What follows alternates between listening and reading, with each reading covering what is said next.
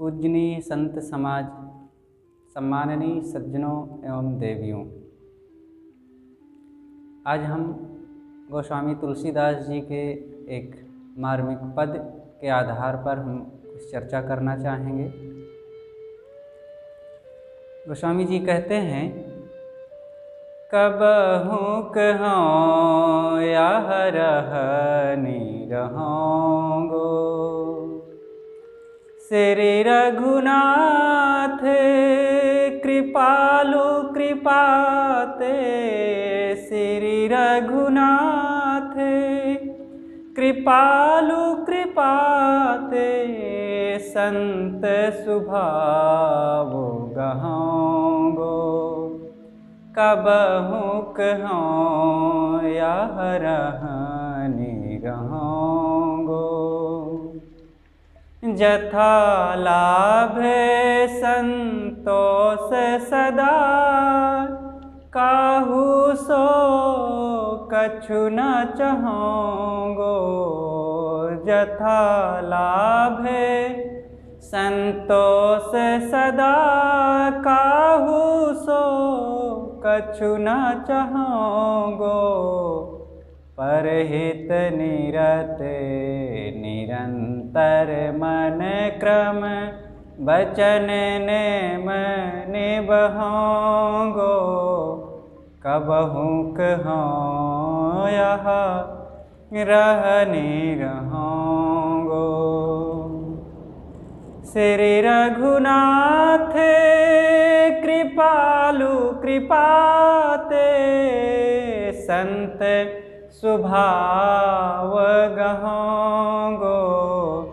कबहु कहौं यह रहनि रहौंगो। परुष बचन अति दुसह श्रवण सुनी, परुष बचन अति दुसह श्रवण सुनी, तेहि पावक न दहौंगो। विगत मान समय शीतल मन, विगत मान समय शीतल मन, पर गुण नहीं दोष गहौंगो। कबहु कहौं यह रहनि रहौंगो। श्री रघुनाथ कृपालु कृपाते, संत स्वभाव गहौंगो। कबहु कहौं यह रहनि रहौंगो।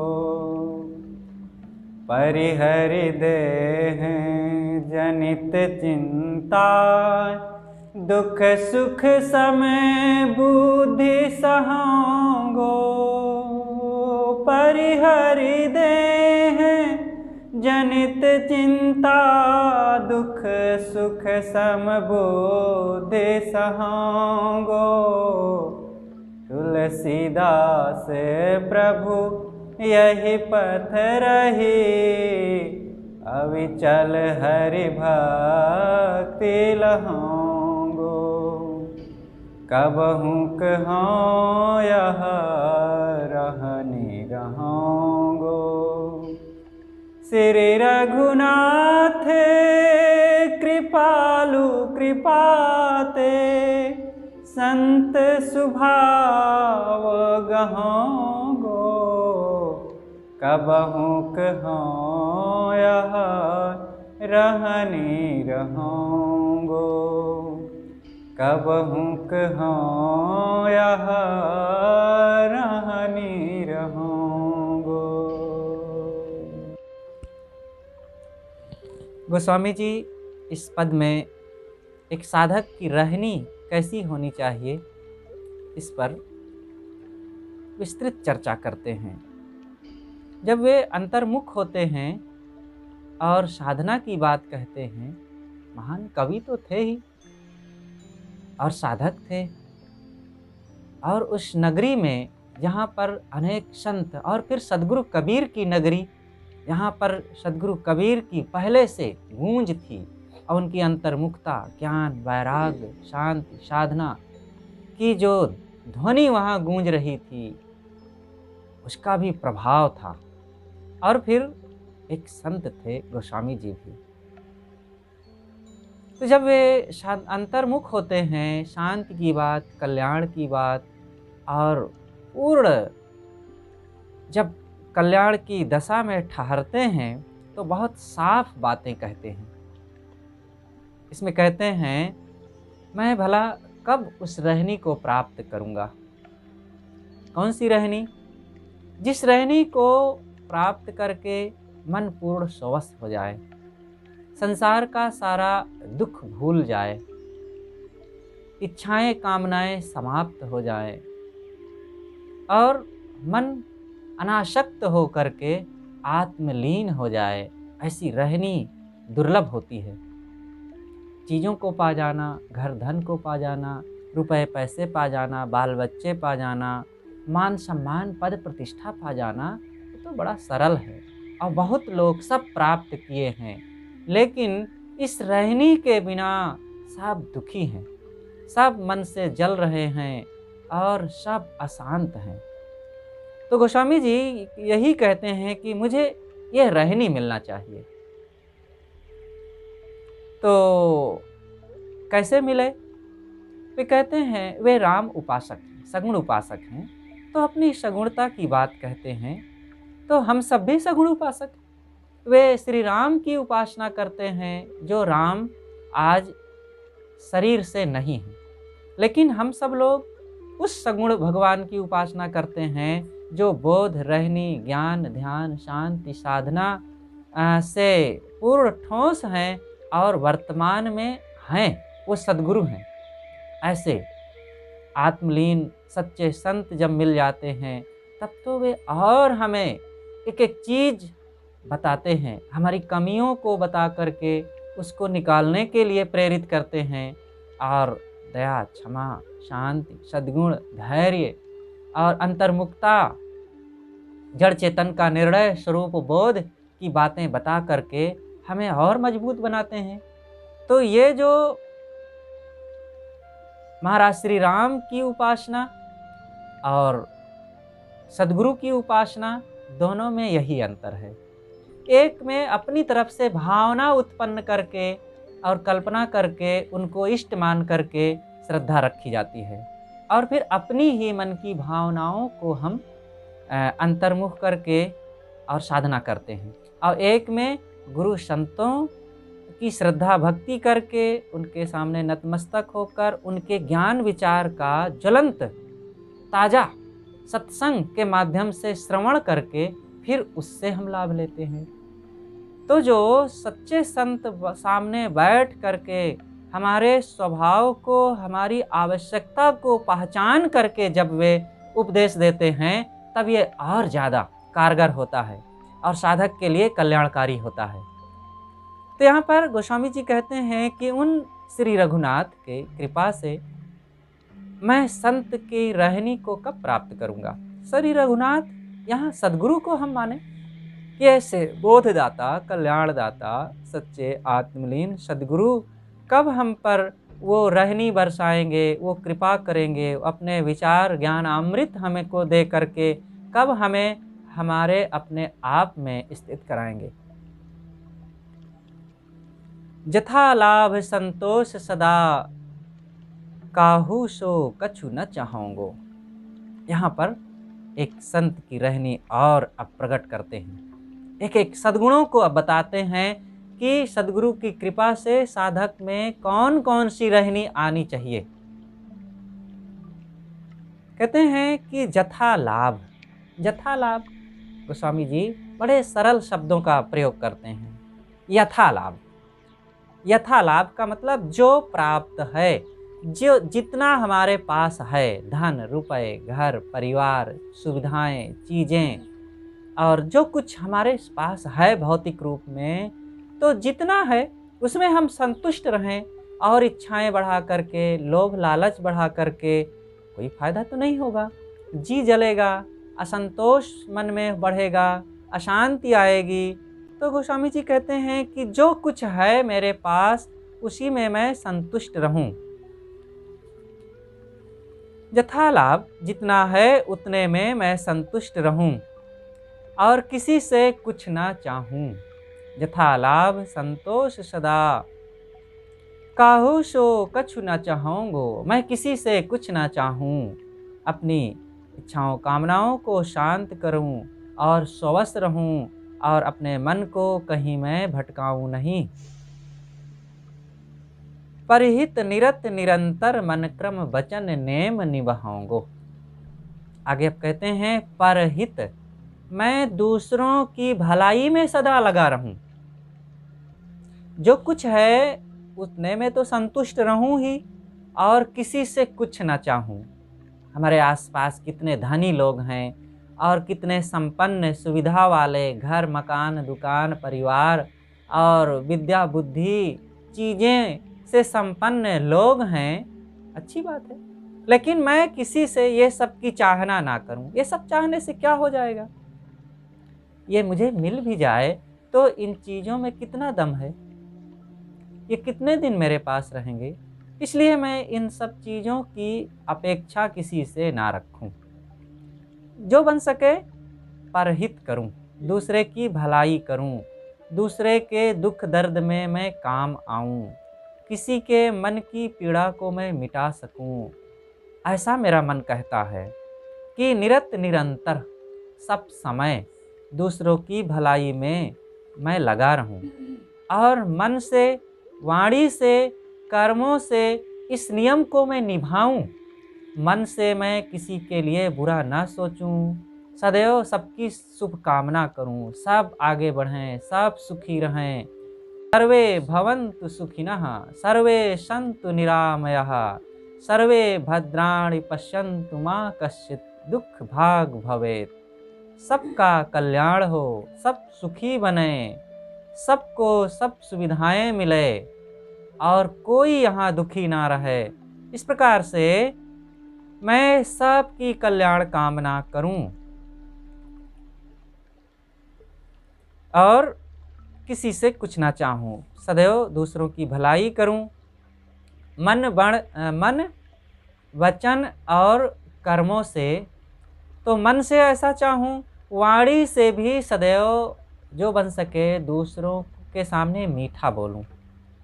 अगर हम किसी को कुछ नहीं दे सकते, हमारे पास रुपए नहीं है तो रुपए नहीं दे सकते, कपड़े नहीं हैं, भोजन नहीं है, ज़मीन मकान नहीं है, तो हम कपड़े रुपए ज़मीन मकान दूसरों को नहीं दे सकते हैं।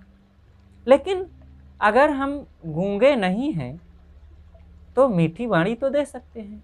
मीठी वाणी देने में, बोलने में क्या खर्च होता है।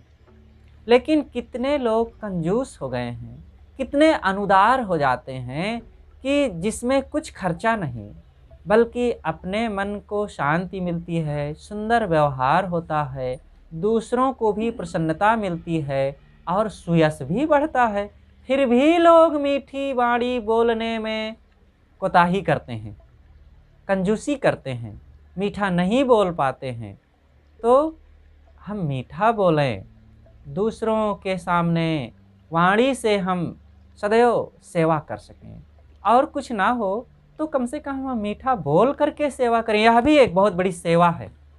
मीठा बोलें, जहाँ भी रहें, अपनों में, परायों में और घर में और दूसरी जगहों में, जहाँ भी रहें, ऐसा स्वभाव बनाना चाहिए कि हमारी वाणी से, हमारे स्वभाव से और हमारी उपस्थिति से हमसे बात करके लोगों को संतोष मिले, प्रसन्नता मिले और हम भी निर्विवाद रहें। आखिर जब हम किसी से विवाद कर लेते हैं कटु बोल करके, तो अगले का मन तो जो पीड़ित होता है सो तो होता ही है, हमारा मन भी तो मलिन हो जाता है, दुख होता है, पश्चाताप होता है, उलझन उत्पन्न होती है और वैर विरोध बढ़ जाता है। इस मन के नियम को, सदाचार, नैतिकता, शांति के नियम को ना समझने के कारण लोग कितना दुख भोगते हैं। ना हुआ दुख खरीदते रहते हैं अपनी मन की मलिनता के कारण। और इस मन को पवित्र बनाने में क्या लगता है, क्या खर्च लगता है? स्वयं का तो ही लाभ है। जितना मन को गंदा करके, बुरे कर्म करके, कटु बोल करके लोग उनके परिणामों को सहने में दुख उठाते हैं और थकते हैं, परेशान होते हैं, उतना अपने मन इंद्रियों को स्वश करके उससे सुंदर स्वभाव व्यवहार अपना करके लोगों के साथ नेकी करके कितना सुख मिलेगा। इस सुख को जिस दिन वे समझ जाएंगे तब उनको लगेगा कि कितना घाटे में हम जा रहे थे अब तक और अब हम कितने फायदे में हैं। ये रुपया पैसा धन कमाने से ज़्यादा महत्वपूर्ण है। एक उद्योगपति फैक्ट्री पूंजीपति बन जाने से ज़्यादा महत्वपूर्ण है। हम बाहर की चीज़ें बटोर लें, उद्योगपति हो जाएं, पूंजीपति हो जाएं और फैक्ट्री लगा लें, कंपनी लगा लें, धन कमा करके खूब बढ़ा लें और मन से धाएँ धाएँ करते रहें, जलते रहें, पीड़ित रहें, उद्वेगित रहें, अशांत रहें, तो ये धन, ऐश्वर्य और पूंजी, जमीन, मकान और ये अरबों खरबों की संपत्ति ये क्या काम आए? इसीलिए तो सदगुरु कबीर ने कहा है कि अरब खरब ले दर्ब है, उदय अस्त लो राज, अब भक्ति महात्म ना तुले, ई सब कौने काज। अरबों खरबों की संपत्ति हो, चाहे जितना धन रुपए बढ़ जाएं, हमारे पास ये सब चीज़ें आकर के खूब चारों तरफ फैली हो। सोचें, हमें 2 रोटी की ज़रूरत है और ला करके कोई 2 कुंतल रोटियां हमारे पास धर जाए तो कितना खुशी होगी। हमें 1-2-4 कमरे के घर की ज़रूरत है और हमारे लिए पूरा गांव लोग खाली कर दें तो हमें कितना फ़ायदा हो जाएगा। झंझटें तो बढ़ गई ना। अब सबकी सफाई करो, नहीं तो कूड़ेदान बना करके उसी में पशु की तरह, कीड़े मकोड़ों की तरह इधर से उधर, इस कमरे से उस कमरे घूमते रहो। हमको थोड़े से कपड़े चाहिए और ला करके कोई हमारे पास 10-20 गोदाम का माल धर जाए कि ये आपके लिए है सब, तो इससे हमें क्या फ़ायदा हो जाएगा? सब कपड़े हम पहन सकेंगे?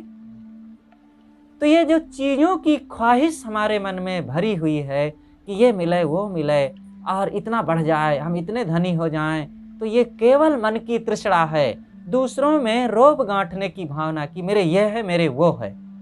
बस सुखी रहने वाला थोड़ी सी चीज़ों की अपेक्षा करता है बस कि शरीर के निर्वाह के लिए हो, और ये अपने आप होता है।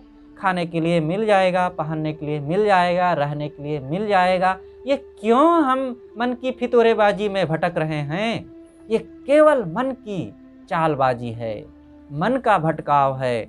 तो गोस्वामी जी कहते हैं कि मैं वाणी से भी किसी को कटु ना कहूँ और इंद्रियों से किसी के लिए बुरा ना करूँ, किसी का हित ना सोचूं, तो परहित निरत निरंतर मन क्रम वचन नेम निभाऊंगो। मैं इस नियम को निभाऊं, मैं जो कह रहा हूँ इस नियम में अपने जीवन को, अपने आप को खरा पाऊं। तो कितनी ठोस बात कहते हैं। अब आगे और स्वभाव की पवित्रता के बारे में कितनी ऊंची बात कह रहे हैं कि परुष वचन अति दुसह श्रवण सुनी, ते ही पावक न दहाऊंगो। परुष कठोर, तीखे धार वाले और जो हमें अत्यंत पीड़ित कर दे, ऐसे वचन कोई हमारे सामने आकर के हमें कह जाए, लेकिन ऐसी बातों को भी सुन करके मैं उस वाणी रूपी कटु और भयंकर ज्वाला में मैं जलूं नहीं। अक्सर लोग जलते रहते हैं और हमारे लिए वो ज्वाला कोई दूसरा नहीं, दूसरा निमित्त हो सकता है। कोई आकर के हमें गाली दे सकता है, लेकिन अगर हम उसमें उत्तेजित ना हो तो हम नहीं जलेंगे। जैसे कि हमारे पास कोई व्यक्ति बैठा है और उस व्यक्ति को कोई आकर के गाली दिया और तो वो भी सुना, हम भी सुने। हमने अगर हमें अपने लिए मान लिया तो हम दुखी हुए, नहीं माने तो नहीं दुखी हुए। और जिसने मान लिया कि ये मेरे लिए दुख दिया, गाली दिया, वो दुखी हो गया। जिसने नहीं माना वो नहीं दुखी हुआ। तो ये मानने से दुख होता है, ये अक्सर मानने से ही। मान मान बंधन तर आवा, निज कर्तव्य में आप बंधावा। तो ये करने से होता है। मान मान बंधन तर आवा, निज कर्तव्य में आप बंधावा। ज्यों सुअना ललनी गयो, कीट कुसियारी मांझ, तैसी गति यह जीव की भई दिवस ते सांझ। तो जैसे हम जितना बुरा कर्म करते हैं उतना दुख पाते हैं, और उतना भटकते हैं उतना दुखी होते हैं। तो परुष वचन अति दुसह, श्रवण सुनिते ही पावक न दहाऊंगो। परुष वचन, कठोर वचन, जितना ही हम कठोर वचन कहेंगे ते ही पावक न दहाऊंगो। मैं उस आग में, उस कठोर वाणी में मैं जलूं नहीं। गोस्वामी जी कहते हैं कि जो कोई कोप भरे मुख बैना, सन्मुख हतय गिरा सर पैना। तुलसी तऊ लेस रिसनाही, सो शीतल कहिए जगमाही। संसार में शीतल कौन है? कहते हैं कि अगर कोई मेरे सामने आकर के कठोर वाणी बोले और तीखे धार वाले बाण छोड़े मेरे सामने, सन्मुख हतय गिरा सर पैना, मेरे सामने ही बड़े तेज धार वाला भयंकर बाण और दुखदाई तीर मेरे सामने कोई मार रहा हो और गिर रहा हो तीर, लेकिन फिर भी सन्मुख हतय गिरा सर पैना, तुलसी तऊ ले शीर्ष नहीं, इतने पर भी मैं थोड़ा भी दुखी ना होऊं, थोड़ा भी क्रोधित उत्तेजित ना होऊं, सो शीतल कहिए जगमाही। इसे संसार में कहते हैं कि वह व्यक्ति शांत शीतल है। इतना हमें अपने मन को सरल, विनम्र, धैर्यवान, सहनशील बनाना चाहिए। जो जितना अपने मन को विनम्र बना लेगा, सरल बना लेगा और स्वश बना लेगा, अपनी इंद्रियों पर विजय प्राप्त कर लेगा, इतना वह सुखी रहेगा। यहाँ पर कहते हैं कि ते ही पावक न दहाऊंगो। विगत मान सम शीतल, मन पर गुण नहीं दोष गहाऊंगो। विगत मान सम शीतल, मेरे मन का अभिमान सब मिट जाए, मैं सरल विनम्र हो जाऊं और शांत शीतल हो जाऊं। सब प्रकार से मेरे मन की तृष्णा, आग, जलन, क्रोध वो सब समाप्त हो जाए। पर गुण नहीं दोष गहाऊंगो, मैं दूसरों में दोष ना ग्रहण करूं, मैं किसी को दोषी ना ठहराऊं, मैं किसी में दोष ना निकालूं, बल्कि पर गुण नहीं दोष गहाऊंगो, दूसरों के गुणों को ग्रहण करूं, दोष ना अपनाऊं। परिहरि देह जनित चिंता, दुख सुख समबुद्धि सहोंगो। परिहरि, परिहर का मतलब त्याग देना, छोड़ देना। मैं देह की सारी चिंता, सारे मन की पीड़ा को, कष्ट को, मुझे निर्वाह मेरा कैसे होगा, खाने को मिलेगा कि नहीं, बुढ़ापे में कौन सेवा करेगा और आगे का जीवन व्यवहार कैसे चलेगा, इन सारी चिंताओं को मैं मिटा दूं। परिहरि देह जनित चिंता, ये देह की सारी चिंता मेरी नष्ट हो जाए और दुख सुख समबुद्धि सहोंगो। जीवन में सबके ऊपर दुख आते हैं, तकलीफ आती है, प्रतिकूलताएं आती हैं और किसी न किसी ढंग से ये सहनशीलता के अवसर आते हैं। तो यहाँ कहा गया कि सब मैं सहूं। आखिर सहें तो ना सहें तो जीना तो पड़ेगा, वो बातें तो आएंगी, चाहे रो करके निभावें चाहे हंस करके निभावें। तो रो करके, शिकायत करके, उत्तेजित होकर के, खींच करके निभाने से अच्छा तो यह है कि साहस रखें, वीर बने, सह लें, घबराएं नहीं। बस आंधी आती है, आंधी आती है तो कितने देर रहती है? थोड़ी देर, बस चली जाती है, फिर 10 मिनट, 15 मिनट, आधा घंटा, और उसके पश्चात फिर चली जाती है आंधी, शांत। और सामान्य वायु कितने देर रहता है? सब समय, अधिकतम समय सामान्य वायु ही रहता है। 24 घंटे में भी आंधी नहीं, कभी कभार जब समय होता है तो वर्ष में केवल 2-4 बार आंधी आती है खास रूप से, और उसमें घबराने की क्या ज़रूरत है। इसी प्रकार जीवन में कभी कभी प्रतिकूलताएं आती हैं, लेकिन लोग जितने अनुकूल समय हैं, सुख शांति प्रसन्नता प्रेम और हर प्रकार से आनंद के जो क्षण हैं उनको भूला रहता है। थोड़ा सा दुख आ गया, थोड़ी सी प्रतिकूलता तकलीफ आ गई, किसी ने कुछ कह दिया, रोग आ गया, बस उसी को चर्चा, उसी के लिए हाय हाय करना, उसी के लिए रोना खींचना छटपटाना, पहले से चिंतित रहना, बेकार में अपने मन को हम जलाते रहते हैं। जब जो आएगा निभा लिया जाएगा, साहस रखें। लोग आने वाले दुखों को कल्पना करके जलते रहते हैं, आगे क्या होगा, बुढ़ापा जाएगा तो क्या होगा। अरे जब होगा आएगा तो सब निपट जाएगा। एक बार गुरुदेव जी अवध क्षेत्र में थे, एक बहुत खास भक्त थे, जहाँ रह करके गुरुदेव जी कई बार संतों को बीजक पढ़ाए, वहीं रहकर बीजक टीका लिखे। और वो शंकर भगत जी, मोहम्मदनगर बस्ती जिला में शंकर भगत जी गुरुदेव जी के अनन्य प्रेमी थे। तो एक बार भगत जी से गुरुदेव जी ने पूछा कि भगत जी कोई चिंता तो नहीं होती। उन्होंने कहा कि साहब चिंता तो कुछ नहीं होती है, बस यही एक चिंता रहती है कि लोगों में मेरी शोहरत है कि इनके पास धन है। क्योंकि वे व्यापारी थे, एक छोटे व्यापारी गुड़ के, और वो करते कुछ नहीं थे।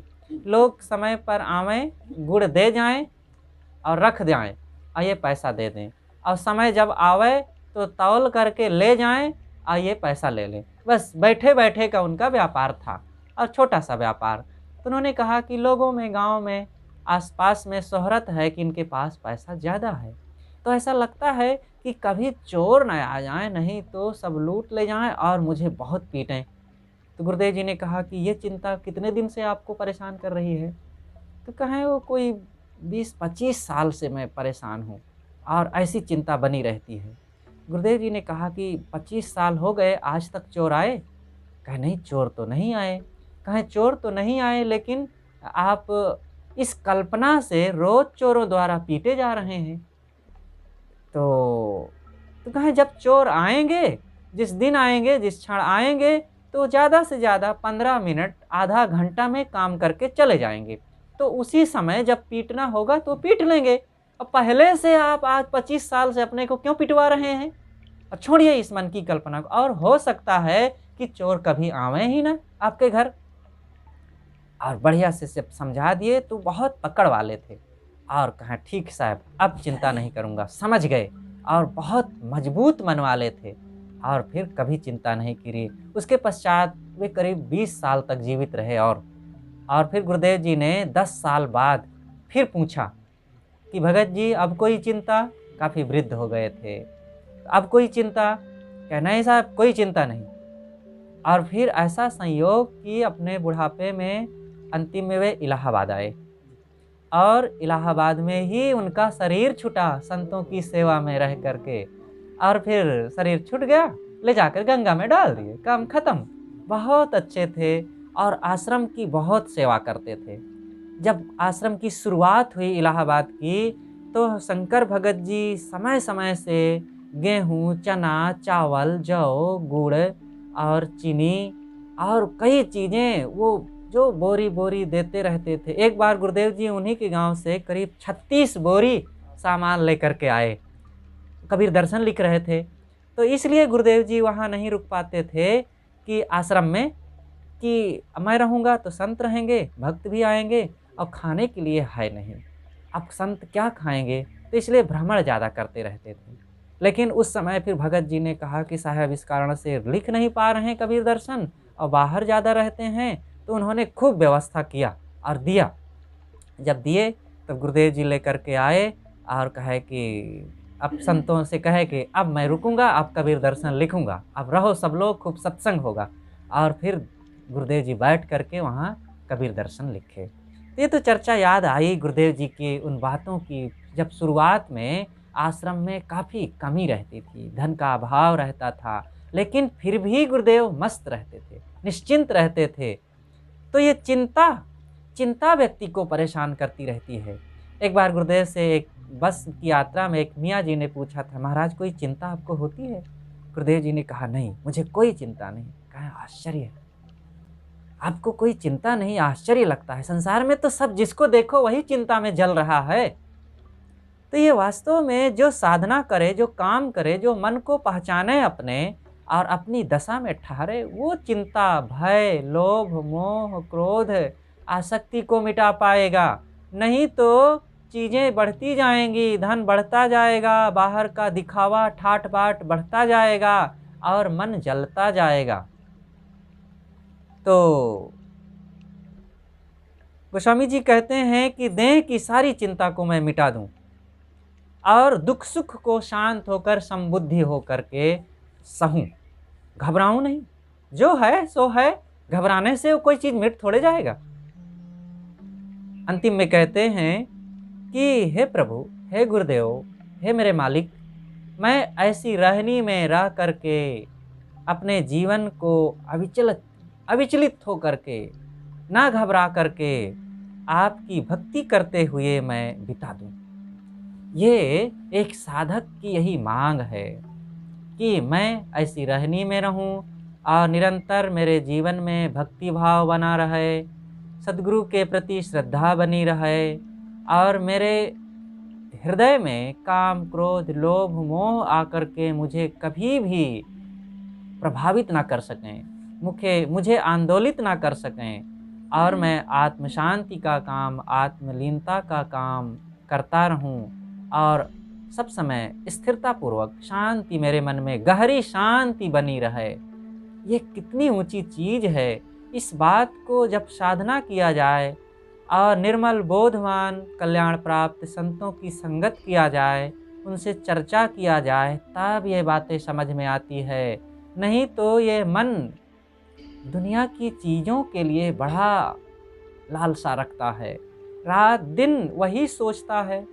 क्योंकि कारण है हमारी इंद्रियां, हमारे मन, ये सब बहिर्मुख हैं। इंद्रियां रात दिन बाहर के बारे में देखती हैं, बाहर सुनती हैं, बाहर चखती हैं, बाहर स्पर्श करती हैं, बाहर सूंघती हैं और फिर उन्हीं को मन रात दिन कल्पना करके इधर से उधर, इस बात से उस बात और राग द्वेष पूर्वक उन्हीं को रात दिन चिंतन मनन करता है।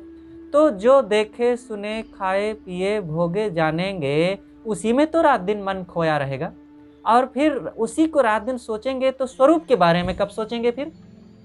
ये कितना बड़ा विज्ञान है अध्यात्म का, कल्याण का, स्वरूप शांति का।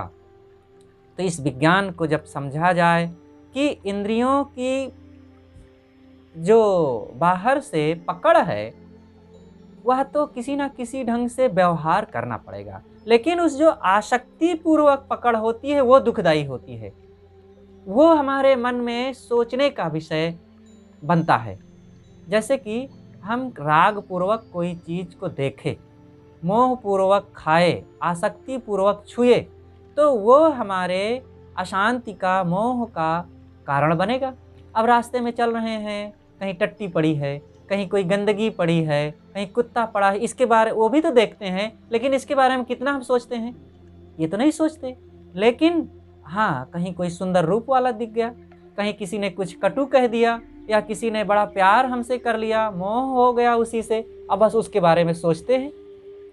तो इस प्रकार से इंद्रियों के व्यवहार करते हुए जहाँ जहाँ हम मोह करते हैं वही हमारी आसक्ति का कारण बनता है। इसलिए इस मोह से, आसक्ति से, राग द्वेष से जो सावधान रहेगा वो अपने मन को संभाल पाएगा, वही शांति प्राप्त कर पाएगा, वही गुरु भक्ति को निभा पाएगा और वही अपने स्वरूप में ठहर पाएगा। तो यह वचन, उनका जो पद है गोस्वामी जी का विनय पत्रिका में आया है कि कबहू कहो यह रहन रहूँगो, श्री रघुनाथ कृपालु कृपाते संत स्वभाव गहोंगो। बहुत ही मार्मिक है, मनन करने योग्य है और गुरुजनों ने, संतों ने इसको खूब गाया है। सद्गुरु विशाल देव इसको बारंबार गाया करते थे। हमारे गुरुदेव जी समय से मनन करते थे, गाते थे, इसको लिखा भी है। तो हीरे मोती की तरह ये वचन है। कहीं हमें पक्षपात भेद नहीं करना चाहिए, जहाँ से भी सत्य मिले, ज्ञान के मोती मिले और उसको हमें निष्पक्ष होकर और श्रद्धापूर्वक स्वीकार करना चाहिए और जीवन में उसका आचरण करना चाहिए। बस अपनी बातें यहीं पर मैं समाप्त करता हूँ। बोलिए सद्गुरुदेव की जय।